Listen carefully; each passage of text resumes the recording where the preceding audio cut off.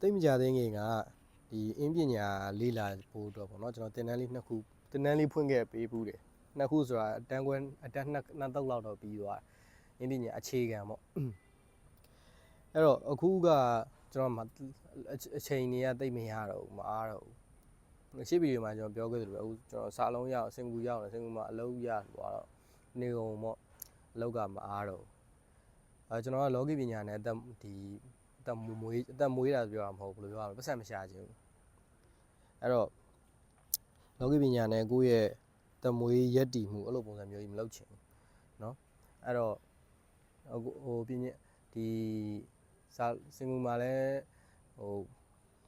ယူခဲ့တဲ့အပွဲလေးကိုလည်းနှက်မျောလို့အဲ့နဲ့ပြီးတော့စင်ကူကိုပြန်လာ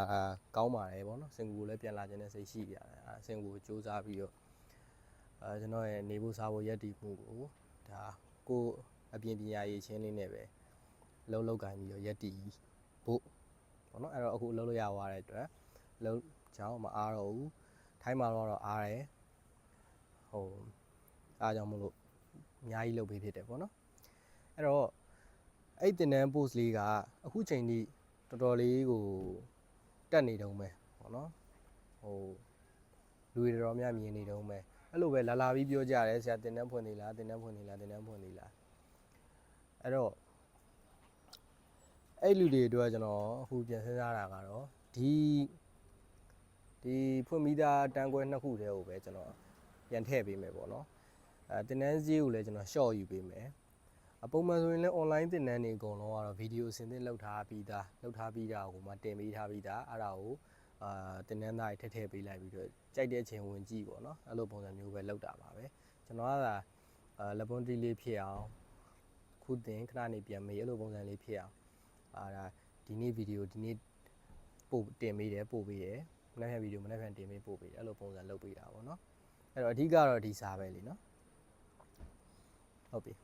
အဲ့တော့ဘာအားသာချက်ရှိမလဲဆိုရင်တော့သူများတွေဒါ9ရက်10ရက်မဖြစ်မနေ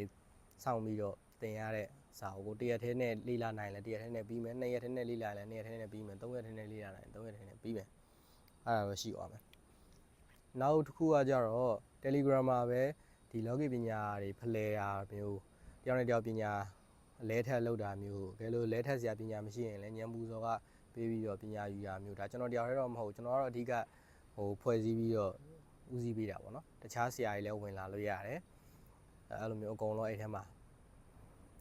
စီးပွားရေးစကားနဲ့ပြောလို့ဈေးရောက်ဈေးဝယ်ပုံစံမျိုးလုပ်လို့ရတယ်ပညာဖလှယ်တာမျိုးလုပ်လို့ရတယ်ပညာဖလှယ်တာဆိုရင်ဘာမှညံပူစောကားတွေပေးကြမှာကိုကကိုပညာပေးသူပညာပေးဒါဆိုပို့ပြီးတော့ဘုသူတွေတက်တာပေါ့နော်အဲ့တော့တယောက်မသိတော့တယောက်ကမေးတယောက်ကဖြေအဲ့လိုပုံစံမျိုးအဲ့ဒါလေးလောက်ထားတယ်ဝင်ကျင်အဲ့ဒီကိစ္စလေးတော့ဘယ်လိုဝင်ခိုင်းရမလဲဆိုတော့ပြန်စီစဉ်အောင်မယ်အကုန်လုံးသိမ်းကျုံပြီးဝင်လာလိုက်ရင်လည်းဂလူကြီးကဖုံထောက်ဘယ်လိုအမိုက်ပြရည်ဖြစ်လို့ဖြစ်သွားမှာဆိုနော်အားတခုအဲ့တော့တင်တန်းကြီးကတော့အစ9000အခုအဲ့ဒါကိုကျွန်တော်3000နဲ့သတ်မှတ်ပေးမယ်နော်အခုဒါဟာလည်းဈေးပြောလိုက်တာအဲ့တော့တင်တန်းလာအပ်မယ်ဆိုလို့ရှိရင် high လို့ဆိုပြီးတစ်လုံးနဲ့ရက်မနေနဲ့ high ဆရာဆိုပြီးတော့တစ်လုံးနဲ့ရက်မနေနဲ့အဲ့ဆိုကျွန်တော်စာပြန်မှာမဟုတ်နော်အဲ့တော့ဘာဖြစ်ချင်တာလဲဘာပြောချင်တာလဲ high ပြီးရတယ်အကုန်လုံးကြည့်ကြပြောသွားအဲ့မှာကျွန်တော်ချိန်ရတဲ့အခါကျွန်တော်ဖြည့်တင်တာကိုကျွန်တော်ဖြည့်ပေးမယ်ဖြည့်လို့ရတာကိုဖြည့်ပေးမယ်နော်ဘယ်ကပဲဖြစ်ဖြစ် TikTok ကပဲဖြစ်ဖြစ် YouTube ကပဲဖြစ်ဖြစ်ဟာလား Facebook page ကပဲဖြစ်ဖြစ်နော်အဲ့လိုပုံစံပဲအလာပါတလာပါပြောရမှာလဲမဟုတ်ဘူးနော်အားကြောင့်မလို့ high တစ်လုံးနဲ့ရက်နေရတော့လက်မကြီးလားထောင်ရတော့ဘာလည်းရှိသေးတယ်ထားပါတော့ဒါကတော့လူအများနဲ့ဆက်ဆံတဲ့အခါမှာကြုံမှာပဲအဲ့တော့တင်တန်းလာတဲ့အခါကျရင်တကယ်စာလုပ်စီရှင်တယ်နော်သိလားအခြေခံဆိုတဲ့နေရာမှာအခြေခံတင်တန်းဆိုတဲ့နေရာမှာကျွန်တော်ကအခြေခံတော့တေချာတော့ပြောပေးလိုက်ပါအဲ့မှာတချို့ဟာတွေကကျွန်တော်အရေးပဲပြလိုက်ပါသိလားအရေးပဲပြလိုက်အဲ့အရေးပဲပြလိုက်တဲ့ဟာကလည်းအနှစ်တည်းလီလောကီပညာမှာတကယ်စူးစမ်းလေ့လာတဲ့သူပဲထိရောက်အောင်ဆိုတော့နီးဗျူဟာအရာဘယ်ဆရာတွေပဲဖြစ်ဖြစ်ပါရှေးကဆရာကြီးတွေဆိုဒီထက်တောင်စိုးသေးတယ်လုံးဝတော်ဝါကြီးပဲပေးတာနောက်ကလူအတင်းလိုက်နိုင်ပါရကျွန်တော်တို့ဆရာတွေတော့လည်းဒီလိုပဲတခုမေးလိုက်ပြီဆိုဒါသူတို့ကဖြေသွားပြီးအသက်တွေကလည်းကြီးပြီဆိုတော့လိုရင်းမရောက်တော့သူကိုပါမေးလဲဆိုတော့မသိဘူးသူစပြောတဲ့ဟိုကလိုရင်းကိုဘာပြောဖို့လဲဆိုတော့သူကဆိုတော့မေးပြီအဲ့ဒါချော့တော်တွေငေါ့ကော အဲ့လိုဒန်တွေကိုခေါင်းကြိတ်မဲပြီးတော့အသီးခံပြီးတော့အားတိုင်းလှည့်ပတ်ပြီးတော့ညံထုတ်ပြီးမေးရတာအဲ့တော့ခုနကကျွန်တော်တို့ကအခြေခံဆိုတဲ့အတိုင်းအခြေခံလေးပေးလိုက်တယ်ပြီးသွားရင်နောက်ထပ်အရေးမွက်တွေလိုက်ပေးတယ်ပေါ့နော်အဲ့ဒီအရေးမွက်ကိုအကောင်ပေါ်လာဖို့ဆိုရင်လေ့ကျင့်အဲ့ကျွန်တော်တို့ပြောတဲ့ဟာကိုပဲလေ့ကျင့်ကျွန်တော်အရေးပြလိုက်တဲ့ဟာကိုလေ့ကျင့်လိုက်စားလိုက်လို့ practice လုပ်ပေါ်လာလိမ့်မယ်အကောင်လိုက်ကြီးအဲ့သဘောပေါက်ပါလိမ့်မယ်နော်အဲ့ဒီဘက်ခေတ်မှာလူငယ်ဆရာတွေလည်းပေါ်လာတာနဲ့အများလာတာနဲ့အများဒီပညာမျှဝေတဲ့နေဥစ္စာ platform ဘောင်းစုံမှာလေ့လာလို့ရတယ်နော်အဲ့တနေရာတွေလေ့လာရုံနဲ့လည်းလေ့လာမှုကနည်းတယ်ဆိုရင်ဘယ်ဟာဘာကိုပြောချင်မှန်းသိမှာမဟုတ်အဲ့တော့3-4-5ခုစာသွားဖတ်လိုက်ပြီလို့အဲ့မှာအတွေးခေါ်တစ်ခုပေါက်သွားပြီလေတွေးခေါ်တစ်ခုရသွားပြီအဲ့ခါကျရင်အဖြေတစ်ခုရမယ်အဲ့လိုနည်းနဲ့ပဲပညာကိုယူရတာပဲเนาะကျွန်တော်တို့လည်းအခုချိန်นี้အဲ့လိုပဲယူနေရသေးပဲအဲ့တော့ပြောချင်တာတော့အဲ့ဒါပါလေ့လာပါတေချာစမ်းစစ်ပါကိုယ့်ရဲ့ဉာဏ်နဲ့စမ်းစစ်ပါလောကီပညာတော့ဝင်လာမယ်ဆိုရင်တော့ပါနှက်ဖို့တော့လိုတယ်ဗျာဒီလားတုံကြီးတော့ဖြစ်နေလို့မရဘူးเนาะတုံအားကြီးဖြစ်နေလို့ရှိရင်တော့မလွယ်ဘူးတော်တော်လေးကျင့်ယူသွားမှာပေါ့တုံအားကြီးဖြစ်နေလို့လည်းစိတ်ထဲဘာမှဖြစ်စရာမလိုဘူးဟိုတချို့ဆိုအတန်းပညာအားနေတယ်လေအတန်းပညာအားနေတော့ပညာဘယ်လိုသင်မလို့ဟုတ်တယ်မလားစာတွေပါမဖတ်နိုင်တာတွေပါရှိရလေเนาะစလုံးပေါင်းသက်ပုံရင်တော့မှန်အောင်မရေးနိုင်တာတွေရှိ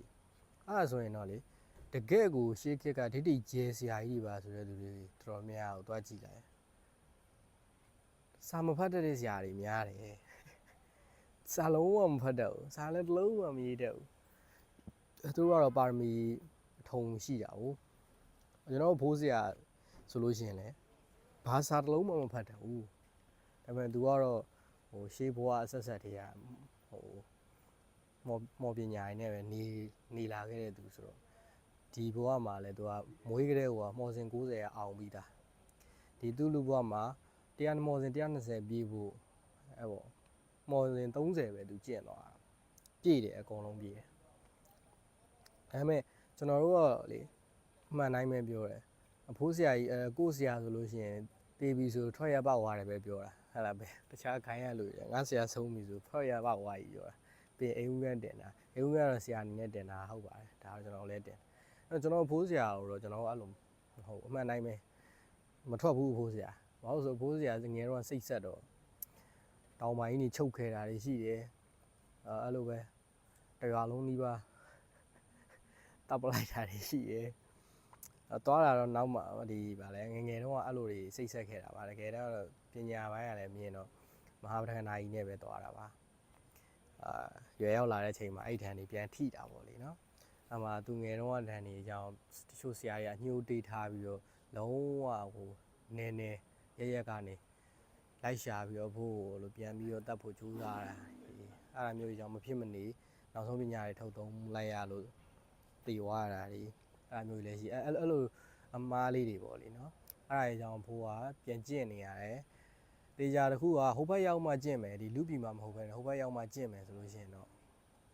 အဲ့ဒါမဖြစ်နိုင်ဘူးနော်ဒီလားပိုခတ်တယ်အဲ့တော့လူပြည်မှာတွေကပအောင်ကျင့်အခုကတော့လူပြည်ပြန်လာပြီးမှပြန်ကျင့်ပြီးပြန်ထွက်ကြမှာပေါ့နော်